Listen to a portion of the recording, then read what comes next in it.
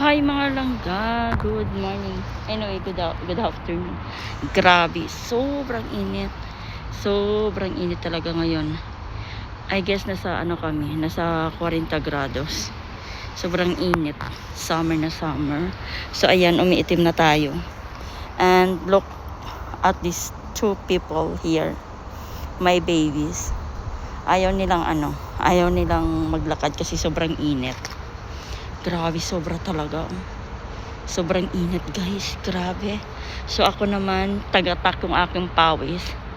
Anyway, bumili ako ng sabon at saka bumili ako ng dalawang ice cream. Sigurado pag akit ko mamayang ice cream ko, medyo tunaw na yan. So, yan lang yung grocery na pinuntahan namin. At ito lang yung bahay. Pero sa init nito, sigurado na yan. Grabe. Sobrang init talaga. Tingnan nyo yan. Nakita niyo yung zone na yan. Napakainit. Grabe. So, yun. And ayaw nilang maglakad. Ayaw nilang tong dalawang bata na to. So, yun talaga nila. So, aakit na kami itong bahay. Kasi, ngayon nila kumilos. And then, mamayang gabi, ililiguan ko sila kasi nga, bukas, mayroon kami veterinary. At kumaliit ko na baby is inuubo siya. So may dali namin sa bukas sa veterinary. So yun. Saka nakamasa ko, it's because nag-ano din ako yung inuubo. Dahil siguro sa air condition. Kasi pag sa bahay, naka-air condition kami and then paglabas sobrang init. So, yun. Grabe. Dapat hindi na muna sana ganito kainit baga. Pero no choice. So ilagay natin to. At ang isa tayo na naman. Ayan. Tingnan nyo guys. Oh. Sobrang init. Sa Pilipinas, okay pa. Pero pagdating dito guys, once nag-summer talaga, nako po. Sinasabi ko na, kapag ka-summer, ito lang, walang makakatalo. Ako kasi mas prefer ko yung yung lamig kaysa sa alam mo yun, sa init. Ayun, inuubo siya. Inuubo siya. Kaya kailangan namin siyang dalhin sa veterinary. Ayan, nakita nyo guys ang init.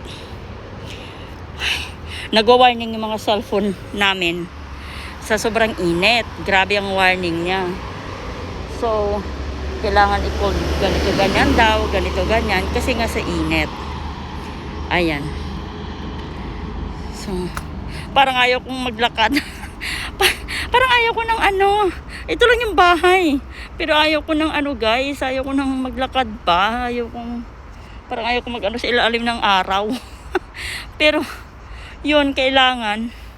Kasi nga, ayan, tatawid kami. Hindi dapat sa tawiran to guys Pero talagang sobrang init. Yung tawiran nandoon pa So, wala namang mga sasakyan. So, tatawid kami sa wala sa lugar. O, diba? Alam naman tayo mga Pinoy, kung hindi dapat tawiran, tatawid na lang. Magsi-shortcut. Kasi nga, sobrang init guys. Kasi pag pa ako doon, ayan sobrang init. So, wala talagang ng kahoy. Dito kahit dito sa ng bahay. Ito kasi, from there, yan, papunta yan dito, paikot yan, isang urbanization. So, nandito na yung bahay namin, yan lang. Ayan, kasi may gate dito, pero yan ay daanan ng mga pag dumadaan ka sa likod. Ayan, tingnan nyo. Di ba sobrang init? Ayan. So, at least dito, may lilim. May lilim ng mga kahoy. Ayan. Di ba? Ayun naman yung may lilim ng mga kahoy, pero papunta sa ng park. Ay, pauwi naman ako ng bahay. Sobrang init, guys. Yan, so, uwi na tayo ng bahay. Kahit papano, may lilim dito. Yan, grabe ang init sa Madrid. Pag nagtaglamig, taglamig din talaga.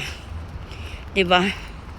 Tapos ang kakatuwa lang kasi, kapag saan pa taglamig, doon pa umuulan.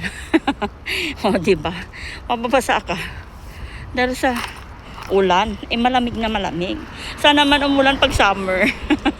'Di ba pag ganito, pag ulan siya. Kahit paano maibisan yung init. At saka kahit gaano kakaputi nang dahil sa ano na to. Ay naku po, iwan ko. Iitim at iitim ka. Imaginein mo malapit isang taon ka kami magpaputi dito. Ay nako. Kaya nga minsan, pag nagbabakasyon sa Pilipinas, no, kasi ang bakasyonan is ganitong buwan. So nagtataka sila, bakit yung mga kulay namin mga pula? hindi maitim ba pula? Dahil summer dito. Ito talaga yung bakasyonan. Kaya yan. O, di ba, dito na kami sa bahay. Ang daldal ko, ang dami ko nang naikwento.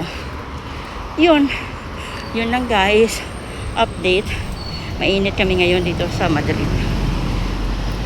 Nasa 40 grados kami guys.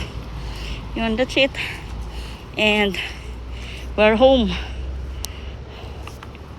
Hinihingal ako sa init. Sa sobrang taba ko na. Tapos plus pa ng init.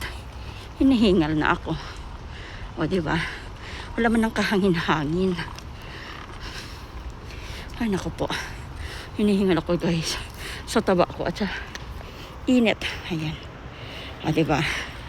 Dito na ako sa bahay. Ayan guys. Thank you for watching. And mag-ingat kayo lagi. Love you. Bye bye.